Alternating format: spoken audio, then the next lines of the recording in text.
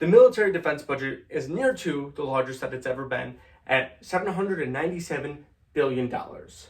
A lot of this cost comes down to personnel, the base pay, food, and other costs associated with caring for soldiers in the military.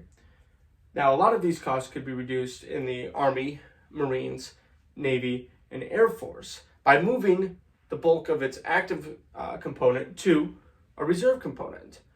This would cut down on the base pay, as you no longer have to pay full-time soldiers. They only work 2 to 3 times or 2 to 3 days a month, and these soldiers, sailors, and airmen could go home and see their family more often, creating a better work-life balance for members of the military.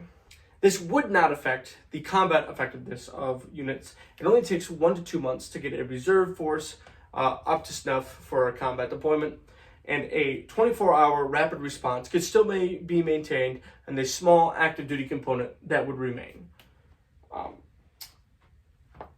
Now, a restructuring to reserve force is not an unheard of thing.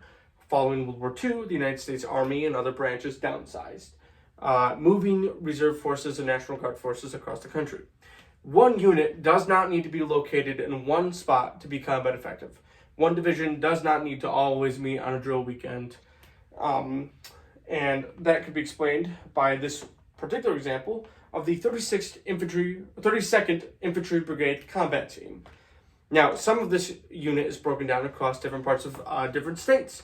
For instance, the 126th Infantry, which is part of the 32nd Infantry Brigade Combat Team, is located here in Michigan, Grand Rapids to be specific. Another component of this unit, the 120th Field Artillery Regiment, is located in Wisconsin. Now, both of these units fall under the 32nd Infantry Brigade Combat Team.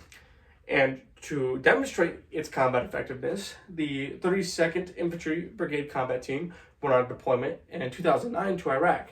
And according to all the reports that I've read about their particular deployment to Iraq, they were very combat effective. The active duty force can maintain the 24-hour rapid response by keeping a couple of divisions in the active service. Specifically, the 82nd Airborne Division, the 101st Air Assault Division, the 11th Arctic Airborne Division, and in the Marines, the 1st Infantry Division. All of these have 24-hour response. They can be anywhere in the world in 24 hours, and they can move anywhere from 500 to 5,000 men. Now, the branch that would see the least reduction in force is the United States Navy. Now, following World War II, just like the Army, the United States Navy attempted to downsize by moving a lot of its forces to mothball status, keeping the ships tidied up in dock. And the Navy quickly discovered that this was more expensive than just keeping the boats on the ocean with sailors. The cost of trying to pull a ship out of mothball status was extraordinarily expensive. Naval ships have a lot of systems on them that need to be in motion, that need to be used in order for them to work. And so they would have to see the least reduction in spending. I think their budget is currently somewhere around $250 billion, and it would need to be relatively untouched for the most part, although it could still see some reserve action. The Air Force would see the second least reduction. It cost a lot for pilots to maintain and train up to a proficient status on their particular aircraft. For instance, an F-22 pilot, one F-22 pilot trained to standard is roughly $50 million. And they have to maintain their flight hours. So even if the Air Force was removed to a majority reserve and National Guard component, there would still have to be enlisted service members coming in every day to make sure that their pilots are flying during the weekdays to maintain their flight hours. To break down some of this cost, the figure 1, which you'll see in the Dropbox, is the Army fiscal year 23 budget request, which is roughly $178 billion just for the Department of the Army. Now, roughly $69.1 billion of that $178 billion budget is personnel. Now, if we move to the bottom of this graphic, you'll see that the regular Army is 473,000, nearly 500,000 people. That is the force that is consuming most of that personnel budget. Now imagine if we move 2/3 of that regular army to active duty, or to reserve, excuse me.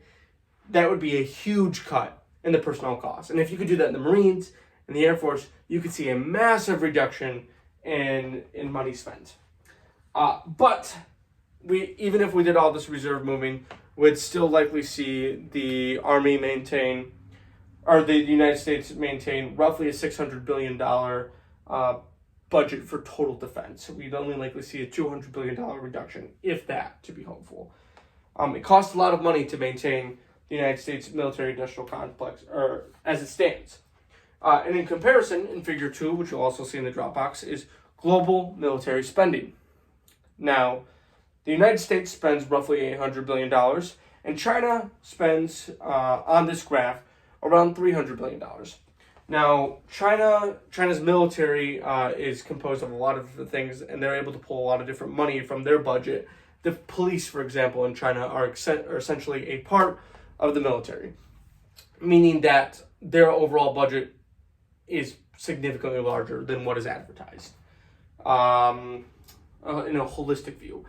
Now, the last note that I want to make is that reserve force has already been practiced. NATO, most of those European countries, have majority reserve force militaries, meaning that it's already a tried and true practice. The United States military just has to hop on board to give it a try.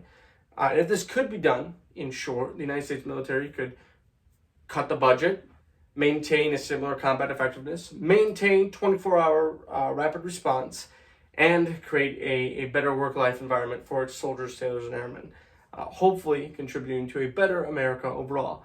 $200 billion in the budget every year would be quite nice. Now that concludes the presentation portion. I have a few questions that I would anticipate would be asked. And that first one is, why are personnel costs so high? And the things that go into a personnel cost is, think health insurance, housing allowances, food allowances, GI Bills for school, the other education benefits that exist within inside the military. This stuff is expensive. And another reason is the United States military has some of the highest pay for its members in the world, outclassing nearly all of our NATO allies, and really putting to bed Chinese pay to its soldiers. It's really some of the worst pay in the world for China's military. They treat their soldiers fairly poorly. The next question I would imagine people would be wondering is, what's the difference between the Reserve and the National Guard?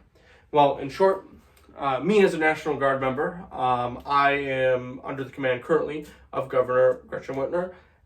She is my boss, along with all the other National Guard units. Their respective governor is their boss. And the Reserve Force is a federal force, also part-time, and they belong to the President of the United States at any given time.